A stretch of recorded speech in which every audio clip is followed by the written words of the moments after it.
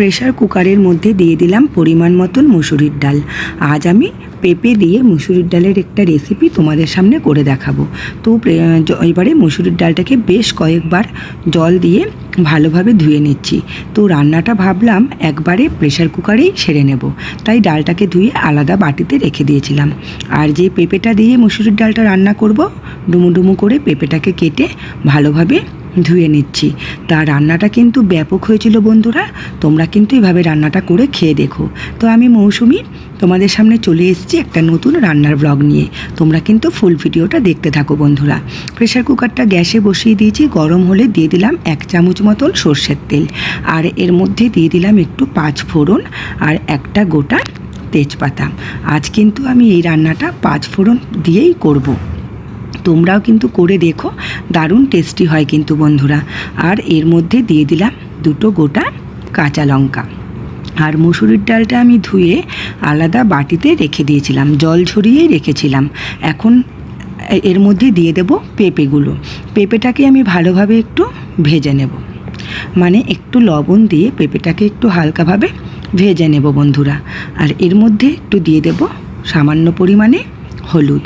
তো যা গরম পড়েছে, এখন আর মানে সাদামাটা রান্না ছাড়া রিচ খাবার খাবার মনই করে না, তাই আজকে ভাবলাম একদম হালকা একটু সাদামাটা দুটো রান্না করে নেব। তো আজ করব পেঁপে দিয়ে মুসুরির ডাল আর আলু দিয়ে ডিমের একটা পাতলা ঝোল। আর কালকের ছিল কুমড়ো শাকের চচ্চড়ি করেছিলাম, সেই কুমড়ো শাকের চচ্চড়িটা রয়েছে, আর আমের চাটনি করব। তো দেখো বন্ধুরা, মুসুরির ডালটা জল ঝরিয়ে রেখেছিলাম, সেই মুসুরির ডালটা দিয়ে দিলাম। আর এখন পেঁপের সাথে মুসুরির ডালটাও একটু বেশ ভালোভাবে মানে ভেজে নেব। এরপরে দিয়ে দেব পরিমাণ মতন জল। খুব বেশি জল দিও না, তাহলে কিন্তু সিটিটা হওয়ার সময় জল বেরিয়ে যাবে। যদি জলের প্রয়োজন হয় পরে, মানে ডালটা যদি পাতলা করতে হয়, তাহলে ওপর থেকে একটু গরম জল দিয়ে ফুটিয়ে নিলেই কিন্তু হয়ে যাবে। তো আমি এখন 3টে সিটি দেওয়া পর্যন্ত অপেক্ষা করব বন্ধুরা। আর এদিকে দেখো, এখন আমি যে ডিমটা রান্না করব, ডিমের আলুগুলোকে একটু ভালোভাবে ধুয়ে নিচ্ছি। আর একটা স্টিলের কড়াইয়ের মধ্যে আলুগুলোকে দিয়ে দিচ্ছি। ডিম আর আলুটা এখন একসাথে সেদ্ধ করে নেব। বাজার থেকে আজকে একটু মাছ এনেছিলাম, কিন্তু আজকে মাছটা করব না, তাই কালকে যেহেতু রবিবার, তাই ভাবলাম কালকের জন্য মাছটা রেখে দিই। আর আজকে একটু ডিম দিয়ে আলু দিয়ে একটু ঝোলই করে নিই পাতলা করে। আজকে একটু ডিম খেতে মন চাইছিল বন্ধুরা। তো যাই হোক, ডিমগুলোকে আলুগুলোকে ধুয়ে আমি কড়াইয়ের মধ্যে জল দিয়ে গ্যাসে বসিয়ে দিলাম সেদ্ধ হওয়ার জন্য। আর এর মধ্যে একটু দিয়ে দিলাম সামান্য একটু লবণ। ডিমটা সেদ্ধ করার সময় যদি একটু লবণ দিয়ে দেওয়া যায় না, তাহলে ডিমটা যখন ছাড়ানো হবে বন্ধুরা, একদম সুন্দরভাবে কিন্তু খোসাটা উঠে আসে। আর এদিকে দেখো, চালটাও আমি ধুয়ে রাখছি। যত তাড়াতাড়ি রান্নাঘর থেকে বেরোনো যায় আর কি, সব কাজ তাড়াতাড়ি সেরে রান্নাঘর থেকে বেরোতে পারলেই বাঁচি। যা গরম বন্ধুরা, আর আমার ঘরটা তো দোতলায়, প্রচণ্ড গরম প্রচণ্ড গরম।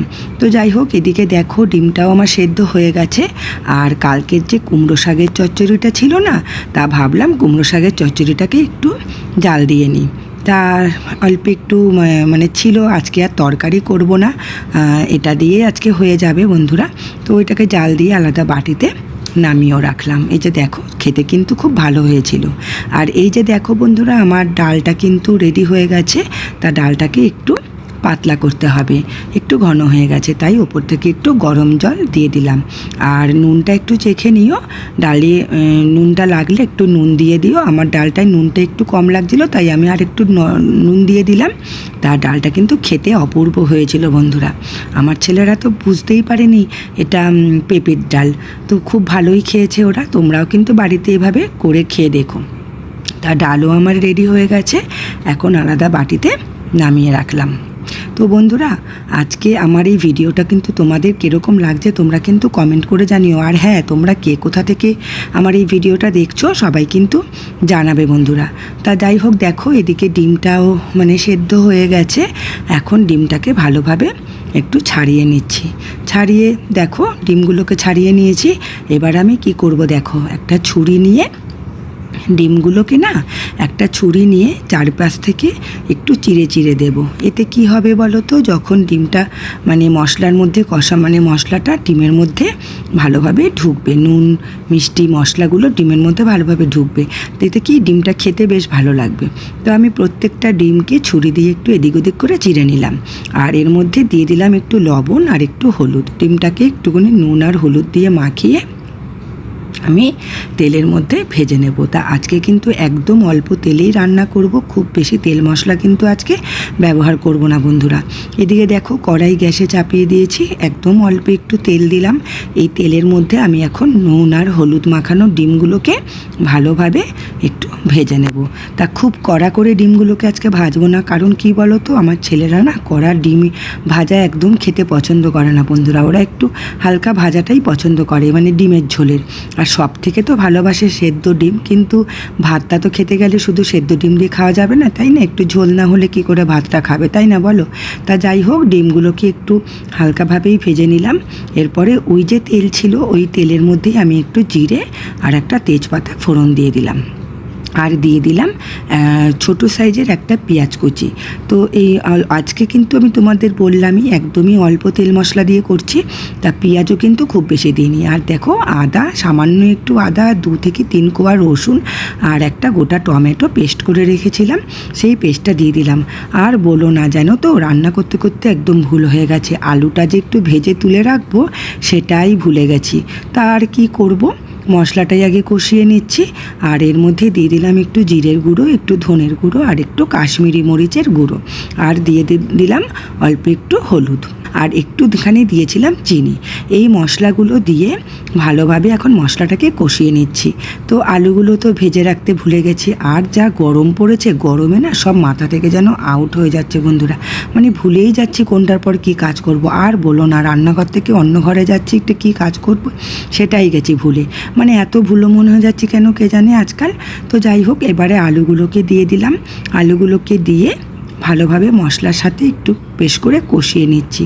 ভাজতে তো ভুলেই গেছি, সামনেই রয়েছে, অথচ খেয়ালই করিনি যে আলুগুলো ভাজা হয়নি। তো যাই হোক, মানুষ মাত্রই তো ভুল হয়, তাই না বলো? তো আলুগুলোকে দিয়ে এবার ভালোভাবে একটু কষিয়ে নিলাম, আর ওপর থেকে একটু গরম মশলার গুঁড়ো দিয়ে দিলাম। তো মশলাটা যখন বেশ ভালোভাবে কষে যাবে, আলুটাও একটু মানে মশলার সাথে কষিয়ে নিয়েছি, এরপর ওপর থেকে দিয়ে দিলাম পরিমাণ মতন গরম জল। তোমরা যেরকম ঝোল খেতে চাও সেরকম দেবে, আজকে আমি একটুখানি পাতলা ঝোলই করছি। এরপরে মানে কড়াইটাকে ঢাকনা চাপা দিয়ে একটু রেখে দেব, 5 মিনিটের জন্য ঝোলটাকে ফুটতে দেব। আর উপর থেকে দিয়ে দিলাম 2টো কাঁচা লঙ্কা। এবারে দেখো বন্ধুরা, কড়াইটাকে ঢাকনা চাপা দিয়ে রেখে দিলাম, ঝোলটা একটু ফুটুক, যতক্ষণ না 5 মিনিট হয় ঝোলটা একটু ফুটতে থাকুক ততক্ষণে। এবার দেখো 5 মিনিট হয়ে গেছে, এখন আমি ঢাকনাটাকে সরিয়ে নিয়েছি। আর লবণটা একটু কম লাগছিল, ওপর থেকে আর একটু লবণ দিয়ে দিলাম। এরপরে আমি মানে আলুটাও দেখে নিলাম সেদ্ধ হয়েছে কিনা। এরপরে আমি ওপর থেকে মানে ভেজে রাখা ডিমগুলোকে দিয়ে দিলাম। এরপরে ঝোলটা ফুটে উঠলেই কিন্তু আমার ডিমের ঝোল, হালকা পাতলা ডিমের ঝোল রেসিপিটা রেডি হয়ে যাবে, কারণ ওপর থেকে আগে গরম মশলার গুঁড়ো দিয়েই দিয়েছি, আর এখন দেবো না। তো দেখো বন্ধুরা, আমি আলাদা পাত্রে নামিয়ে রেখেছি ডিমটাকে। তো বন্ধুরা, আমার আজকের এই ভিডিওটা তোমাদের কিরম লাগলো সবাই কিন্তু জানিও, ভালো লাগলে লাইক করে দিও, শেয়ার করে দিও আর সাবস্ক্রাইব করে দিও আমার চ্যানেলটাকে। টাটা।